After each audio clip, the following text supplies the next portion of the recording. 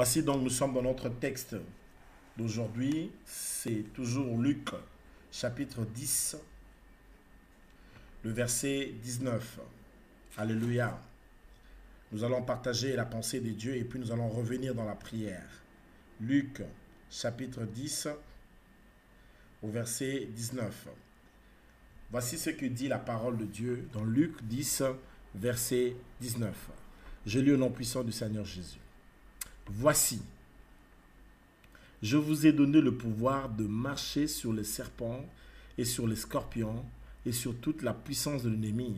Rien ne pourra vous nuire. Je peux le relire au nom de Jésus. Voici ce que dit la parole. Voici, je vous ai donné le pouvoir de marcher sur les serpents et sur les scorpions et sur toute la puissance de l'ennemi. Et rien ne pourra vous nuire.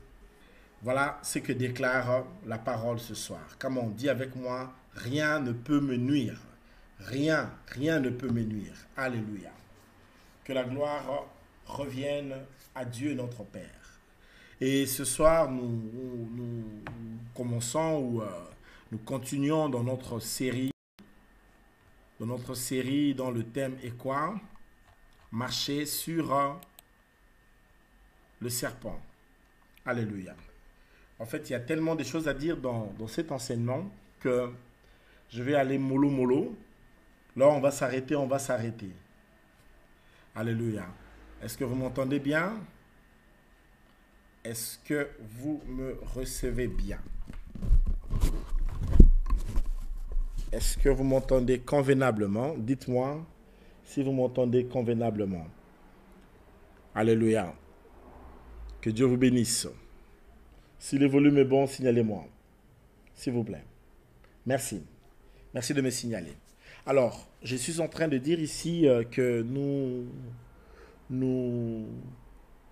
sommes en train d'aborder depuis toute cette semaine dans notre camp de prière sur le terme exousia. Ça veut dire le pouvoir que Jésus t'a donné. Alléluia. Et puis il te dit qu'il t'a donné le pouvoir, il t'a donné l'exousia. Mais l'exousia qu'il t'a donné, il veut que tu l'exerces sur le serpent. Le serpent, c'est le type de Satan. Alléluia. C'est Satan, le serpent ancien. Alors, il faut bien comprendre le terme un serpent. C'est très important. Alléluia.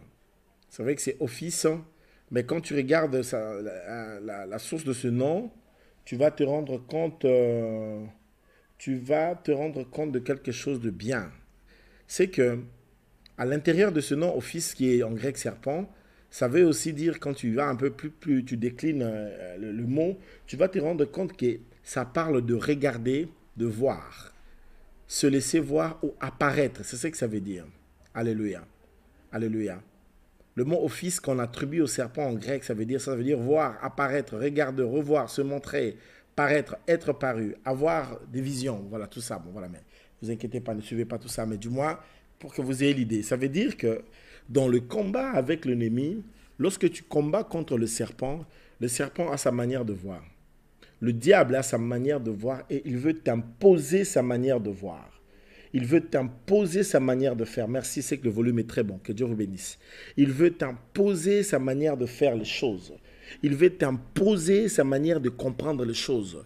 Nous sommes dans un monde où nous devons avoir la manière de penser de Dieu. Mais dans ce monde ici, il y a aussi une manière de penser du diable. L'ennemi aussi a sa manière de penser. Dieu lui aussi, il a sa manière de penser. Et nous, en tant qu'enfants de Dieu, nous devons être prudents par rapport à ça. Jésus nous a donné le pouvoir de marcher sur les serpents. Alléluia. Il faut marcher sur les serpents. Hier, nous avions développé le premier point. Nous avons dit que le diable, le serpent, c'est déjà quelqu'un qui est maudit. Alléluia. Dieu n'avait pas maudit l'homme. Dieu n'avait pas maudit Ève. Dieu n'avait pas maudit Adam. Dieu a informé Adam que le sol sera maudit, mais il a dit au serpent, toi serpent, tu seras maudit. Alléluia. Donc nous sommes en train de combattre avec un adversaire qui est déjà dans la malédiction. Il ne peut rien faire. Alléluia. Il est déjà maudit avant. Alléluia. Dieu lui a déplumé parce qu'il savait que tu viendras sur terre. Il lui a déjà désarmé. Le diable est un adversaire sans armes. Alléluia. Et aujourd'hui, le deuxième point dont j'aimerais qu'on parle sur quand tu vis dans la foi, et que tu dois marcher sur le serpent, il faut que tu fasses attention à la morsure du serpent et à son venin. Alléluia. Comme on dit avec moi, le venin du diable n'a aucun impact dans ma vie. Aucun impact. Alléluia. Le venin de Satan est sans effet. Ça n'a pas d'impact. Alléluia. Alors, quand vous regardez un peu les serpents, vous allez vous rendre compte que les serpents, ils ont ce qu'on appelle des crochets. C'est dans ces crochets qu'ils contiennent ce qu'on appelle les glandes à venin. Alléluia. Alors, il se sert de ce crochet-là pour faire quoi? Eh bien, pour mordre. Alléluia. C'est quand il se sert de ses crochets, il mord quelqu'un. Après l'avoir mordu, il prend maintenant le venin, il laisse le venin dans la blessure. Et c'est comme ça que le venin est un poison et ça peut se répandre dans le corps d'une personne et une personne peut advenir etc. Et quand nous sommes avec le monde spirituel, ça se passe aussi comme ça. Des fois, le diable vient avec ses crochets pour venir faire quoi? Te mordre. Et quand il cherche à te mettre une blessure, il amène le venin, il pose dans cette blessure. Il y a beaucoup de gens qui vivent, mais qui sont déjà mordus par le serpent. Et le serpent qui les a mordus a laissé un venin en eux. Dans la vie, il y a certaines situations qui peuvent arriver. Quand le diable vient avec certaines situations, il peut tuer ton petit cœur. Il peut faire très mal à une personne qui est très bien disposée. Alléluia. Alléluia. À supposer que tu es marié à une femme ou à un monsieur, un homme, et puis tu vois que cet homme-là te trompe avec ta meilleure copine. Et tu sais que quand tu divorces dans un truc comme ça, pour avoir confiance à un homme après dans la vie, ça devient difficile. Pourquoi? Parce que tu n'as pas seulement été mordu, mais les venins sont entrés. Ce soir, c'est une soirée où on va faire sortir les venins, les poisons que le diable a mis dans la vie. Vous savez, il y a des gens qui n'ont pas réussi dans certains domaines dans la vie, même dans certaines matières de cours, parce que tu n'aimais pas ce professeur, ou ce professeur-là t'insultait, ou tu avais une très mauvaise relation avec le professeur, et donc tu as même haï le cours ou le professeur, et ça peut te suivre comme ça toute ta vie jusqu'à l'université. Parce que tu t'es mis dans la tête que c'est difficile, et le professeur qui n'était pas déjà bon, etc. Et ça t'a détruit. Et il y a beaucoup de gens. Un jour, dans une église, dans le Codim, on a demandé aux enfants de faire la prière de Notre Père. On va prier notre Père. Et on a demandé qui va faire la prière de notre Père. Et un enfant a dit, je vais faire la prière de notre Père. Et quand l'enfant s'est levé, l'enfant, au lieu de dire notre Père qui est aux cieux, l'enfant a commencé la prière, notre Mère qui est aux cieux. La monitrice lui a dit, non, non, non, ce n'est pas notre mère, c'est notre Père. Il a dit à l'enfant, recommence. L'enfant a dit, notre Mère qui est aux cieux, que ton nom soit sanctifié. Alléluia. Et la monitrice est venue dire, mais non, il faut dire notre Père. L'enfant a dit, moi, je ne peux pas prier notre Père. Pourquoi? Parce que dans la vie de cet enfant, les références qu'il a sur le Père ne sont pas bonnes. Le repère qu'il a sur le Père ne sont pas bonnes. Et donc, il a grandi avec un père compliqué. Il a grandi avec une relation difficile avec le papa. Vous voyez les gens d'enfants qui voient le papa taper la maman. Les gens d'enfants, quand il a besoin de quelque chose, il n'y a que la maman qui donne la solution. Le papa ne donne jamais la solution. Et donc, dire à cet enfant-là de prier le Père, pour lui, il se disait, mais si Dieu est Père, donc il est comme mon Père. Donc, si Dieu est comme mon Père, si je lui demande, il ne fera rien. Donc, vaut mieux que je dise que Dieu est Mère. Parce que là, je peux avoir quand même une solution. Alléluia. Est-ce que vous êtes avec moi? Est-ce que quelqu'un m'entend ce soir? Alors, la vie est des fois faite de certaines trahisons, de certaines blessures, de certaines choses où il faut veiller. La Bible dit, garde ton cœur plus que toute autre chose. Le monde est fait parfois des injustices, des égoïsmes, allez, comment je dirais ça, des trahisons. Et il y a dans la vie des fois certains chocs qui ont pu te prendre. Depuis que tu as rencontré ces chocs, quelqu'un que tu as aidé, quelqu'un que tu as fait, si tu as fait du bien aux gens, mais en revanche, les gens ne t'ont remercié que dans une monnaie de singe. Tu vois? Et donc, ce genre de situation t'a mis dans une situation délicate et depuis lors, tu n'aimes plus les gens. Tu dis, moi, je ne peux plus aider qui que ce soit. Et pourquoi?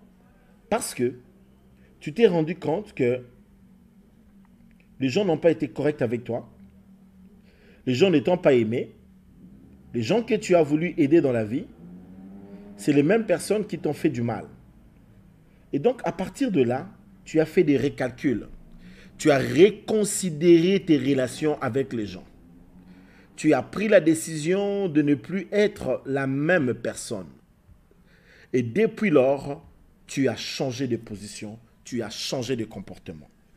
Tu as changé ta façon d'être.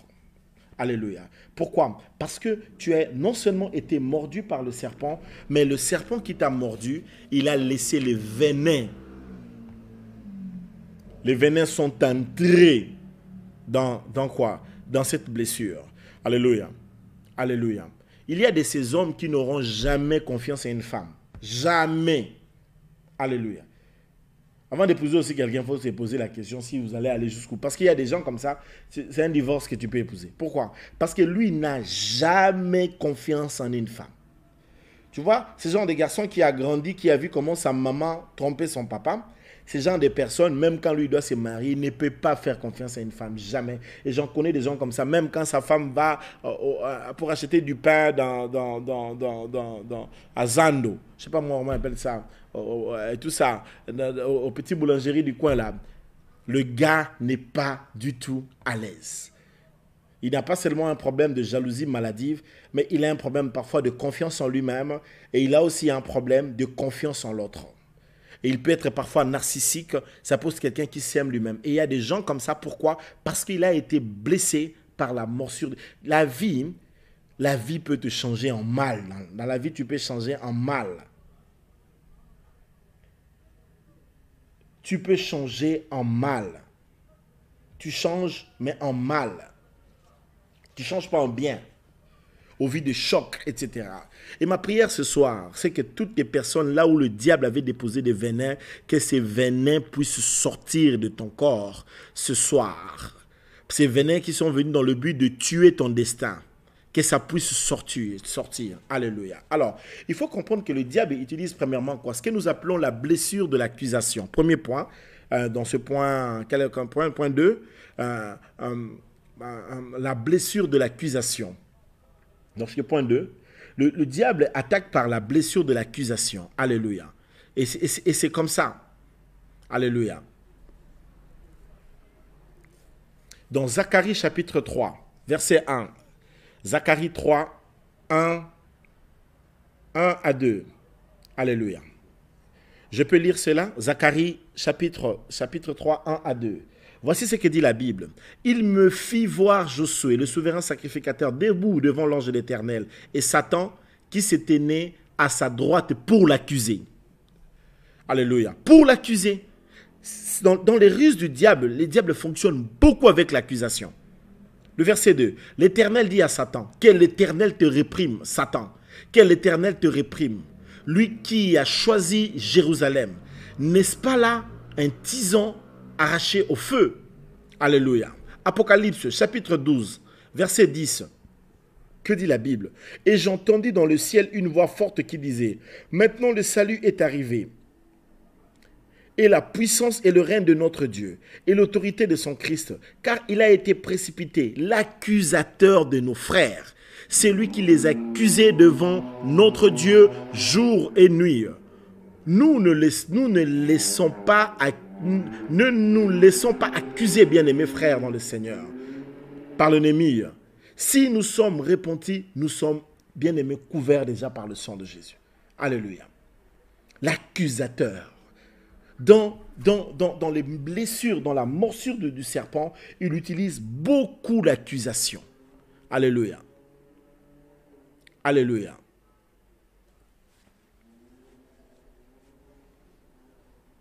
Alléluia. L'accusation, c'est vraiment l'arme de l'adversaire. Il utilise les venins, ou je peux dire les crochets d'accusation, pour mordre. Pour mordre. Et des fois, tu peux commencer à t'accuser toi-même. Tu te condamnes toi-même. Tu te culpabilises toi-même. Tu te reproches toi-même. Il y a des gens comme ça qui se reprochent eux-mêmes, qui s'accusent eux-mêmes régulièrement.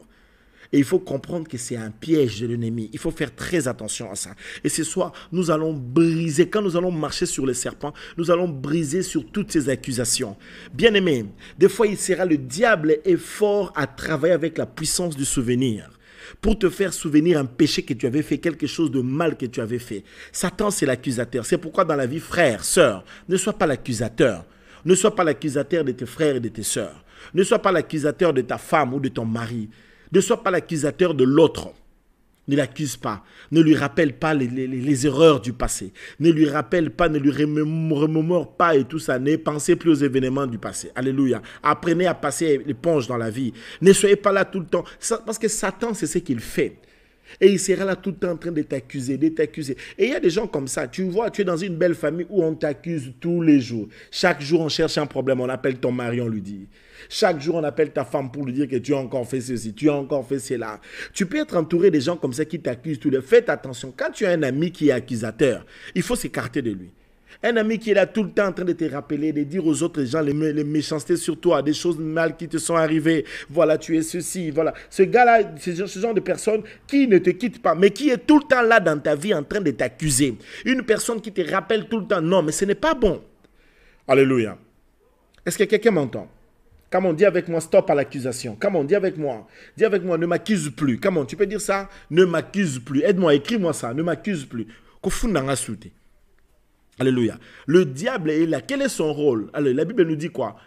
Il s'est tenu à sa droite pour l'accuser. Tout le rôle du diable, c'est de nous accuser. Et tu vois donc Apocalypse qui dit, j'ai entendu dans le ciel une voix forte qui disait, maintenant le salut est arrivé. Et la puissance et le règne de notre Dieu, l'autorité de son Christ, car il a été précipité l'accusateur de nos frères. Combien de fois le diable ne va-t-il pas nous accuser devant Dieu? À chaque fois que tu pêches là, le diable il va devant Dieu et t'accuse. Alléluia. Alléluia. Et c'est ça sa stratégie, c'est l'accusation. Alléluia.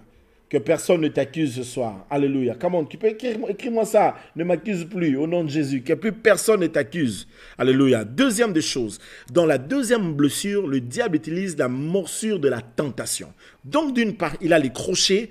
Dans les deux crochets, un crochet, c'est le crochet de l'accusation. Et l'autre crochet, c'est le crochet de la tentation. Alléluia. Dans Matthieu chapitre 4, verset 1er, je vais aller un peu plus vite. Matthieu chapitre 4, verset 1er, qu'est-ce que nous dit la Bible? La Bible nous dit ceci. Alors Jésus fut emmené par l'Esprit dans le désert pour être tenté par le diable. Alléluia. Donc le diable habite dans le désert. Je l'ai dit la fois passée quand j'ai parlé dans le désert, c'est des endroits spirituellement pas très bien. N'est-ce pas? On en a parlé un peu quand on parlait sur le désert, c'est que ça voudrait dire... Parce qu'il y a, en Israël, il y a plusieurs sortes de déserts. Il y a le petit désert, il y a le grand désert, etc. Peut-être qu'un jour on en parlera si le temps le permet. Mais ici, j'aimerais vous faire comprendre que, tu vois, le diable... alors Jésus fut emmené par l'Esprit dans le désert pour être tenté. Le diable est un tentateur. La tentation, ça existe. La tentation, ça existe. Il faut éviter de jouer au jeu du diable, au jeu de la tentation. Dans 1 Corinthiens, chapitre 7, verset 5, qu'est-ce que nous dit la Bible dans 1 Corinthiens, chapitre 7, verset 5? La Bible dit ceci, « Ne vous privez point l'un de l'autre, si ce n'est d'un commun accord pour un temps afin de vaquer à la prière, pour retourner ensemble, de peur que Satan ne vous tente par votre incontinence. » C'est le genre d'histoire où tu vois une personne, je connais une maman qui a fait une séparation de corps avec son mari. Séparation de corps. Elle a fait ça pendant 6 mois. Le gars réclamait, les gars parlaient, les gars parlaient, les gars parlaient. Elle a dit, niet. Alléluia. Niembes. Vous connaissez Niembes? Alléluia. Et donc là, qu'est-ce qui se fait? Le piège de la tentation s'ouvre. Alléluia. Alléluia. Et c'est très important. C'est très important d'éviter de s'ouvrir à la tentation, etc. Évite de faire des choses de manière à tenter ta femme ou à tenter ton mari. C'est une personne, c'est un être humain avec des cellules, avec des muscles, avec comment je peux dire, avec tout un corps qui fonctionne.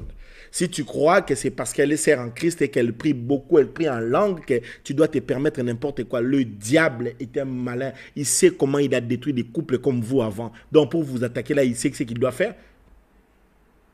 Pourquoi arrêter de vous disputer inutilement? Que la paix soit avec vous. au nom de Jésus-Christ. Alléluia. Écoutez un peu Galates 6, verset 1er. Galates 6, 1. Galates 6, 1 nous dit quelque chose de fort. Aidez-moi, quand je donne un verset, écrivez seulement que les gens lisent en bas. Laissez-moi lire, vous seulement vous notez en bas là, dans le chat. Alors, écoutez ce qu'il dit Galates 6, 1. Il dit, frère, si un homme vient à être surpris en quelconque faute, vous qui êtes spirituels, redressez-le avec un esprit de douceur. Des fois, il y a quelqu'un même dans l'église, quelqu'un comme ça, dans notre église connectée ici. Si quelqu'un fait une erreur, qu'est-ce qu'il faut faire? Il faut le redresser avec un esprit de douceur. Toi, tu n'as pas de douceur quand il s'agit des autres. Quand les autres personnes pêchent, tu n'as aucune douceur. Là, c'est toute ta rigueur qui sort. Mais quand c'est toi qui pêches, tu es très doux envers toi-même. Quand toi-même tu fais des péchés, là, tu te comprends et tout ça. Des fois, tu reproches à l'autre ce que toi-même tu es en train de faire. Comment toi, tu n'es pas fidèle, tu exiges à l'autre d'être fidèle? D'où vient que toi, tu dois être infidèle? Qui t'a dit que toi, tu dois être infidèle et que l'autre doit être fidèle? Ça vient d'où? C'est au nom de quel principe spirituel? Au nom de quel verset biblique? Au nom de quelle Bible? Au nom de quel Dieu? Alléluia. Frères, sœurs, écoutez-moi. Tu es fort à reprocher les autres avec douceur. Alors écoutez la suite. Prends garde à toi-même de peur que tu ne sois aussi tenté. Rien ne veut dire que si l'autre a fait telle chose que toi, ça ne peut pas t'arriver. Hein? Rien. Hein? Rien ne rassure que toi, ça ne peut pas t'arriver. Attention, la vie, elle est bizarre. La vie, elle est bizarre. Faites attention à l'orgueil, faites attention à l'argent, faites attention au désir de la chair, faites attention au péché sexuel, faites attention à ces choses. Tu n'es pas à l'abri, personne n'est d'ailleurs à l'abri, parce que le piège de la tentation existe. Alors lisons ce verset ici pour finir cette partie ici et tout ça. Que dit la Bible dans Juge, chapitre 16, verset 19? Écoute ce que dit la Bible dans Juge 16, 19. Il dit, « Elle l'endormit sur ses genoux, et ayant appelé un homme, elle rasa les 7 tresses de la tête de Samson et commença à le dompter. Il perdit sa force. » C'est quand même bizarre ici. Alors ce qui m'étonne souvent dans ce texte, vous savez c'est quoi? C'est le fait que Samson avait beaucoup de cheveux. Alors, maintenant, il s'endort sur les cuisses de Dalida. Lorsqu'il s'endort sur les cuisses de Dalida, la femme là est en train de lui couper les cheveux. Parce que les ciseaux de ces temps-là ne sont pas les ciseaux de notre époque ici.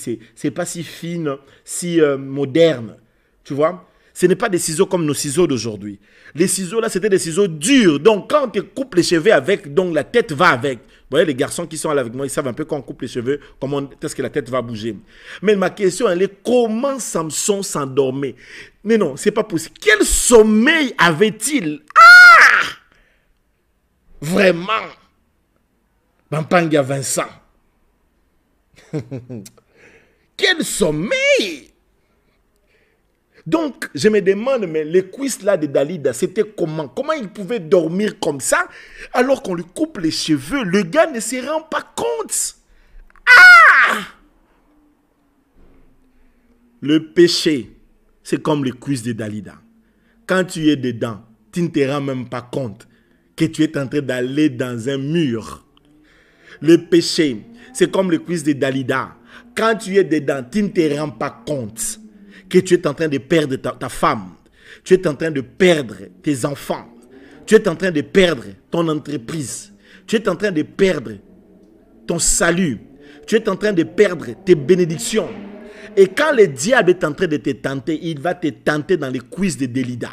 Parce que là, il sait qu'il va t'endormir et tu vas bien. Et il y a des gens comme ça qui sont endormis. Je connais des gens comme ça. On les a fait manger les zakalaha. Vous connaissez ça? Ça se trouve en Afrique.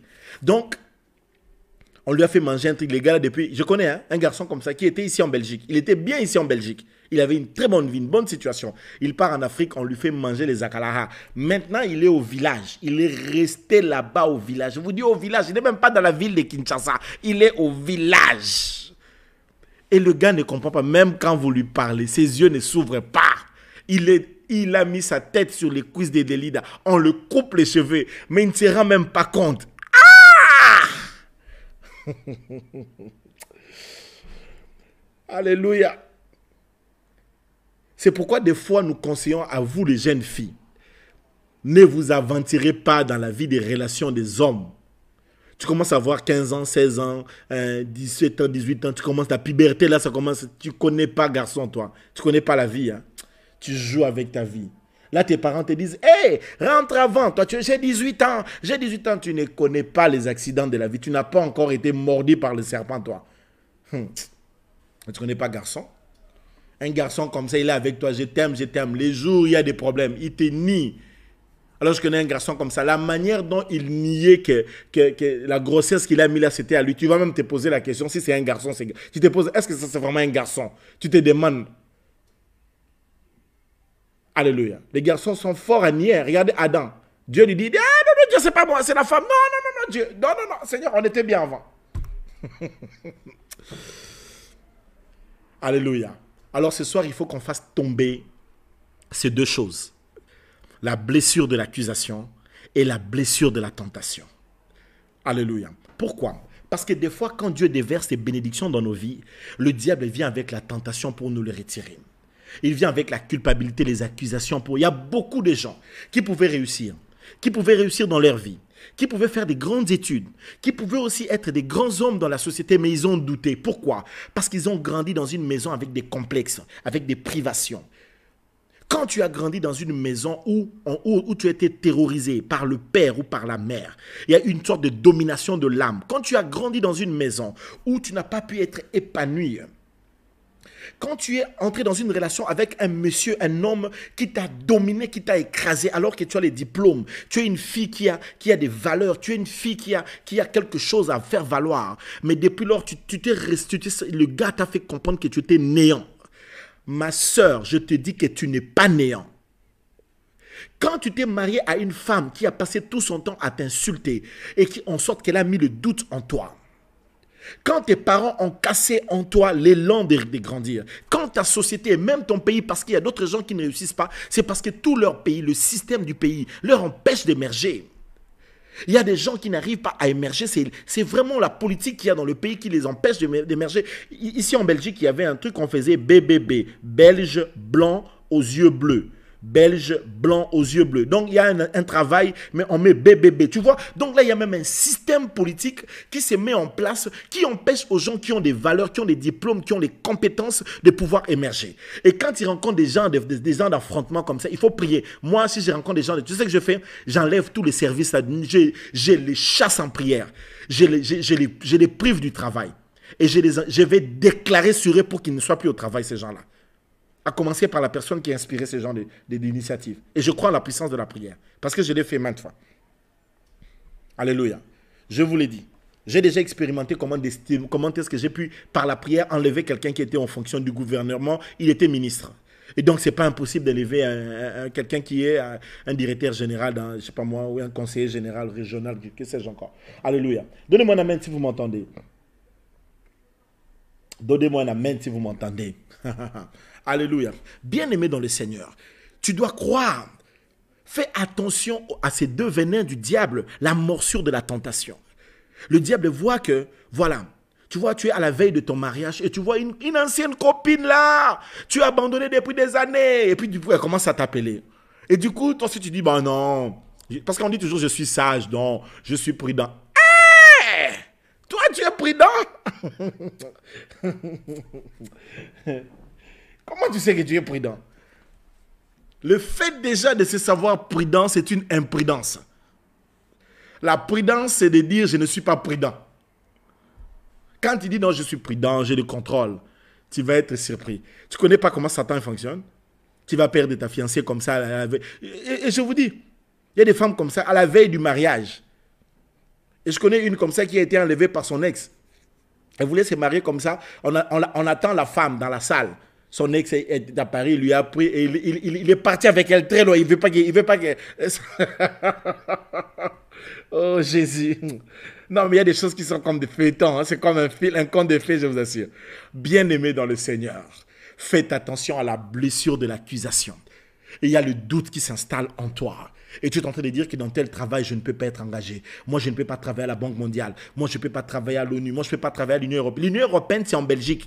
Quand tu vis en Belgique, parmi les sièges de postes que tu dois aussi avoir l'aspiration, c'est aussi là-bas. Essaye d'envoyer les CV là-bas. Pourquoi tu n'envoies pas les CV là-bas? Qui t'a dit que toi, tu ne peux pas travailler dans ton gouvernement, dans le FMI, dans ton pays? Pourquoi tout le monde a toujours la tentation de croire qu'il ne faut pas viser grand? Non, tu vois, on est des Noirs et tout ça. Bien aimé, c'est d'ailleurs comment tu vas expérimenter pour que tu comprennes que la grâce est avec fonctionne.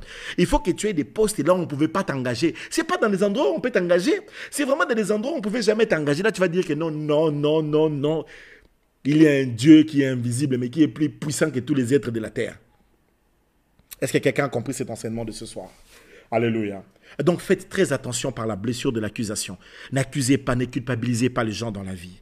N'accusez pas ton mari, n'accuse pas ta femme, n'accuse pas tes parents. Toi aussi, parfois, c'est ta faute.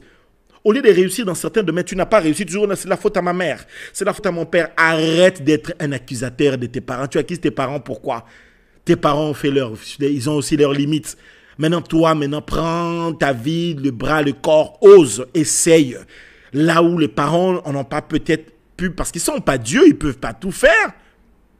C'est vrai. Tu vois, peut-être qu'il y a des parents qui avaient, parce qu'il y a des gens qui ont des parents qui avaient vraiment le lucre, qui avaient les moyens. Mais tu vas voir, ce papa-là était dans la distraction des femmes. Et un jour, je rencontre un monsieur comme ça. Tu sais combien? Une affaire de cinquantaine d'enfants. Vous vous rendez compte? Le gars avait le lucre. Mais après, il est en train de mourir pauvre. Trop de femmes dans la vie. Les femmes, là, c'est beaucoup de séméki. Beaucoup ça te fait perdre ton. Et là, le diable utilise ça. Et tu perds. N'accuse pas ton père. N'accuse personne. Et ne laisse non plus personne t'accuser. Ne laisse pas les circonstances de la vie te blesser. Ne les laisse pas être blessé. Ne laisse aucun venin. Demain, je parlerai longtemps sur le venin. Ne laisse aucune blessure de la vie, aucun choc. Même quand un fiancé t'abandonne, même comme une fiancée t'abandonne, même quand tu perds quelque chose qui est bien, même quand tu perds un être cher. C'est très difficile de perdre quelqu'un de cher. C'est pas évident, c'est pas facile. Mais même si tu perds un être cher, même quand tu etc., fonce. Lève-toi, vas-y. Tous les garçons ne sont pas mauvais. Toutes les filles ne sont pas mauvaises.